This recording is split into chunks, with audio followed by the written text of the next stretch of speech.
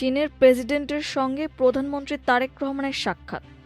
তিয়েনানমেন স্কয়ারে চীনের বিপ্লবী বীরদের প্রতি প্রধানমন্ত্রীর শ্রদ্ধা। বেইজিংয়ের ঐতিহাসিক গ্রেট হলে তারেক রহমানকে উষ্ণ অভ্যর্থনা। ভেনেজুয়েলায় ভূমিকম্প, 235 জনের মরদেহ উদ্ধার, আহত 1005 শতাধিক। হরমুজ প্রণালীতে হামলা ইরানের, আটকে পড়া হাজারো নাবিক উদ্ধারের অভিযান স্থগিত। প্রধানমন্ত্রী তারেক রহমান বেইজিংয়ের গ্রেট হল অব দ্য পিপলে চীনের প্রেসিডেন্ট শি জিনপিংয়ের সঙ্গে সাক্ষাৎ করেছেন। স্থানীয় সময় আজ শুক্রবার সকালে তারা সাক্ষাৎ করেন। প্রধানমন্ত্রীর কার্যালয়ের মুখপাত্র মাহাদি আমিন আগেই জানিয়েছিলেন, প্রধানমন্ত্রী তারেক রহমানের চীন সফরের শেষ দিন শুক্রবার স্থানীয় সময় সকাল 10:30টায় দেশটির প্রেসিডেন্ট শি জিনপিংয়ের সঙ্গে ঐতিহাসিক গ্রেট হলে সাক্ষাৎ করবেন। বৈঠকে স্বাভাবিকভাবেই বাংলাদেশের স্বার্থ সংশ্লিষ্ট বিভিন্ন বিষয় তুলে ধরবেন বাংলাদেশের প্রধানমন্ত্রী। একই সঙ্গে বাংলাদেশের মানুষের উন্নয়ন অগ্রযাত্রা আরও সুসংহত করার লক্ষ্যে ইতিবাচক ফলাফল বয়ে আনবেন। ভবিষ্যতে বাংলাদেশ চীন সম্পর্ক বহুমাত্রিক ক্ষেত্রে আরও গভীর হবে বলে উল্লেখ করেন মাহাদি আমিন। তিনি বলেন, কৌশলগত সহযোগিতা থেকে শুরু করে বাণিজ্য, বিনিয়োগ, কর্মসংস্থান, উন্নয়ন প্রকল্প থেকে জনগণের সঙ্গে জনগণের সম্পর্ক, সব ক্ষেত্রেই দুই দেশের দ্বিপক্ষীয় সম্পৃক্ততা নতুন উচ্চতায় পৌঁছাবে বলে তারা মনে করেন। চীন সফর শেষ করে প্রধানমন্ত্রী তারেক রহমান আজ বিকেলে বেইজিং থেকে ঢাকার উদ্দেশ্যে রওনা হবে। এই সফরে প্রধানমন্ত্রীর সঙ্গে রয়েছেন 24 জন। এর মধ্যে রয়েছেন পররাষ্ট্রমন্ত্রী খলিলুর রহমান, তথ্য সম্প্রচার মন্ত্রী জহিরুদ্দিন স্বপন, পানি সম্পদ মন্ত্রী শহীদউদ্দিন চৌধুরী অ্যানি, বিদ্যুৎ, জ্বালানি ও খনিজ সম্পদ প্রতিমন্ত্রী অনিন্দ্য ইসলাম অমিত, বেসামরিক বিমান পরিবহন ও পর্যটন প্রতিমন্ত্রী এম রশিদুজ্জামান মিল্লাত। সফরে প্রধানমন্ত্রীর উপদেষ্টা রয়েছেন 5 জন। তারা হলেন হুমায়ুন কবির, একেএম শামসুল ইসলাম, রাশেদ আল মাহমুদ তিতুমির, মাহাদি আমিন। 21 জুন প্রথম রাষ্ট্রীয় সফরে মালয়েশিয়া যান প্রধানমন্ত্রী। এরপর গত সোমবার রাতে বিশ্ব অর্থনৈতিক ফোরামের বৈঠকে যোগ দিতে চীনের দালিয়ানে আসেন তিনি। দুদিন সেখানে বিভিন্ন কর্মসূচিতে অংশগ্রহণ করে গত বুধবার বিকেলে বেইজিং পৌঁছান প্রধানমন্ত্রী। চীনের ঐতিহাসিক তিয়েনআনমেন স্কয়ারে অবস্থিত monument to the people's heroes পুষ্পস্তবক অর্পণ করেছেন প্রধানমন্ত্রী তারেক রহমান। আজ শুক্রবার চীনের স্থানীয় সময় সকাল 9:15 চীনের বিপ্লবী বীরদের প্রতি গভীর শ্রদ্ধা জানিয়ে তারেক রহমান এই পুষ্পস্তবক অর্পণ করেন। প্রধানমন্ত্রীর কার্যালয়ের ভেরিফাইড ফেসবুক পেজে এই তথ্য জানানো হয়। রাষ্ট্রীয় এই আনুষ্ঠানিকতায় বাংলাদেশ ও চীনের জাতীয় সঙ্গীত পরিবেশন করা হয়। পুষ্পস্তবক অর্পণের পর প্রধানমন্ত্রী কিছুক্ষণ নীরবে দাঁড়িয়ে চীনের বিপ্লবী বীরদের স্মৃতির প্রতি গভীর শ্রদ্ধা নিবেদন করেন। চীনের রাজধানী বেইজিংয়ের ঐতিহাসিক গ্রেট হলে প্রধানমন্ত্রী তারেক রহমানকে উষ্ণ অভ্যর্থনা জানিয়েছেন চীনের প্রধানমন্ত্রী লি কিয়াং। বৃহস্পতিবার স্থানীয় সময় বিকেলে রাষ্ট্রীয় অতিথি ভবন দিয়াও ইউ থাই থেকে মোটর শোভাযাত্রা সহ গ্রেট হলে পৌঁছালে তাকে স্বাগত জানান চীনের প্রধানমন্ত্রী। শুভেচ্ছা বিনিময় এবং দুই দেশের প্রতিনিধি দলের সদস্যদের সঙ্গে পরিচয় পর্ব শেষে লি কিয়াং প্রধানমন্ত্রী তারেক রহমানকে লাল গালিচার সংবর্ধনার মঞ্চে নিয়ে যান। পরে অভিবাদন মঞ্চে দুই নেতাকে সশস্ত্র সালাম জানায় চীনের সশস্ত্র বাহিনীর সুসজ্জিত একটি চৌকস দল। এ সময় বাংলাদেশ ও চীনের জাতীয় সঙ্গীত বাজানো হয়। রাষ্ট্রীয় প্রোটোকলের অংশ হিসেবে প্রধানমন্ত্রী তারেক রহমানকে সম্মান জানিয়ে তোপধ্বনি দেওয়া হয়। এরপর দুই প্রধানমন্ত্রী সশস্ত্র বাহিনীর গার্ড অব অনার ও প্যারেড পরিদর্শন করেন। প্রধানমন্ত্রীর সফরসূচি অনুযায়ী গ্রেট হলে দুই দেশের প্রধানমন্ত্রীর নেতৃত্বে উচ্চ পর্যায়ে দ্বিপক্ষীয় বৈঠক অনুষ্ঠিত হওয়ার কথা রয়েছে।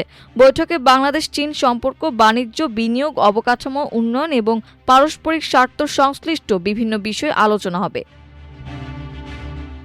বুধবার সন্ধ্যায় ভেনেজুয়েলায় 7 মাত্রা ছাড়িয়ে যাওয়া জোড়া ভূমিকম্পের পর বৃহস্পতিবার সন্ধ্যা পর্যন্ত রাজধানী কারাকাস সহ অন্যান্য শহর গ্রামের ধ্বংসস্তূপ থেকে 235 জনের মরদেহ এবং 1005 শতাধিক মানুষকে আহত অবস্থায় উদ্ধার করা হয়েছে। স্বাস্থ্যমন্ত্রী কার্লোস আলভারাদোর বরাত দিয়ে এক প্রতিবেদনে এ তথ্য জানিয়েছে এএফপি।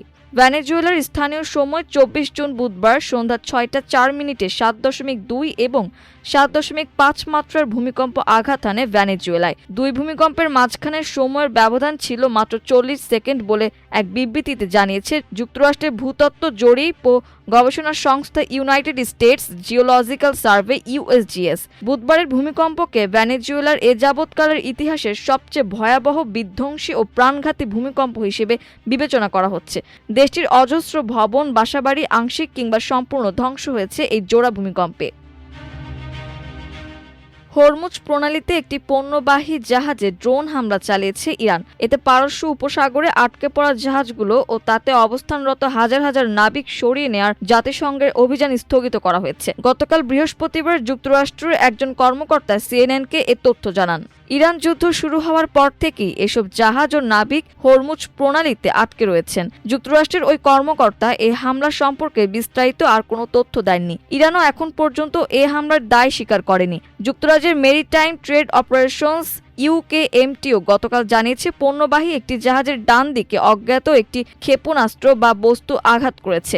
হামলায় জাহাজটির চালকের কক্ষ ক্ষতিগ্রস্ত হয়েছে। আইএমওর উদ্ধার পরিকল্পনা শুরু হওয়ার পর ইতোমধ্যে বেশ কয়েকটি জাহাজ সফলভাবে সরিয়ে নেওয়া হয়েছে। তবে আমাদের উদ্ধারের তালিকায় থাকা অন্যান্য জাহাজ এবং এই অঞ্চলে অবস্থানরত সবার জন্য প্রয়োজনীয় নিরাপত্তা রয়েছে কিনা তা পুনর্মূল্যায়ন করতে আমি সাময়িকভাবে এই কার্যক্রম স্থগিত করার সিদ্ধান্ত নিয়েছি। নোটিশে বলা হয়েছে জাহাজের ক্যাপ্টেন জানিয়েছেন এই ঘটনায় কেউ হতাহত হননি এবং পরিবেশের কোনো ক্ষতি হয়নি। কর্তৃপক্ষ বিষয়টি তদন্ত করছে। পাশাপাশি ওই এলাকায় চলাচলকারী জাহাজগুলোকে সতর্কতার সঙ্গে চলাচল করতে এবং যেকোনো সন্দেহভাজন তৎপরতার নজরে এলে তা জানাতে পরামর্শ দেওয়া হয়েছে। এ বিষয়ে মন্তব্যের জন্য সিএনএন হোয়াইট হাউসের সঙ্গে যোগাযোগ করেছে। আন্তর্জাতিক মেরিটাইম অর্গানাইজেশন আইএমও জানায় যুক্তরাষ্ট্র ও ইরানের মধ্যে একটি চুক্তির ফলে পারস্য উপসাগরীয় অঞ্চল থেকে আটকা পড়া 11,000-এরও বেশি নাবিককে সরিয়ে নেয়ার পথ তৈরি হয়েছিল। এর মাত্র কয়েকদিন পরই এ উদ্ধার অভিযান স্থগিতের সিদ্ধান্ত এলো। এক বিবৃতিতে আইএমও এর মহাসচিব আর্সেনিও দোমিঙ্গুয়েজ বলেন, আইএমওর উদ্ধার পরিকল্পনা শুরু হওয়ার পর ইতোমধ্যে বেশ কয়েকটি জাহাজ সফলভাবে সরিয়ে নেওয়া হয়েছে। তবে আমাদের উদ্ধারের তালিকায় থাকা অন্যান্য জাহাজ এবং এই অঞ্চলে অবস্থানরত সবার জন্য প্রয়োজনীয় নিরাপত্তা রয়েছে কিনা তা পুনর্মূল্যায়ন করতে আমি সাময়িকভাবে এই কার্যক্রম স্থগিত করার সিদ্ধান্ত নিয়েছি। আর্সেনিও দোমিঙ্গুয়েজ জানান, ওমান উপসাগরে একটি জাহাজে হামলার খবর পেয়েছেন তিনি। এটি হরমুজ প্রণালী পার হয়েছিল। জাহাজটি আইএমওর উদ্ধার কার্যক্রমের আওতায় কাজ করছিল না। যুক্তরাষ্ট্র ও ইরানের মধ্যে সম্প্রতি একটি চুক্তির ফলে পারস্য উপসাগরীয় অঞ্চল থেকে আটকে পড়া 11,000-এরও বেশি নাবিককে সরিয়ে নেওয়ার পথ তৈরি হয়েছিল। এর মাত্র কয়েকদিন পরই এই উদ্ধার অভিযান স্থগিতের সিদ্ধান্ত এলো। ডোমিঙ্গুয়েজ বলেন, আমি সব সময় বলেছি যে নাবিকদের নিরাপত্তাই সবার আগে। তাই একটি সমন্বিত পদক্ষেপ এবং নৌ চলাচলের নিরাপত্তা নিশ্চিত করতে পরবর্তী পরিস্থিতি স্পষ্ট না হওয়া পর্যন্ত উদ্ধার পরিকল্পনা স্থগিত থাকবে। ডোমিঙ্গুয়েজ উল্লেখ করেন, আজ নাবিক দিবস। এই মুহূর্তটি পারস্য উপসাগরে আটকে পড়া হাজার হাজার নাবিককে উদ্ধার করার প্রচেষ্টাকে এগিয়ে নেয়ার প্রয়োজনীয়তা তুলে ধরছে, যেন এই ভূরাজনৈতিক সংঘাতে তারা অনাকাঙ্ক্ষিত শিকার না হন। মাল্টিমিডিয়া ডেস্ক, আমার দেশ।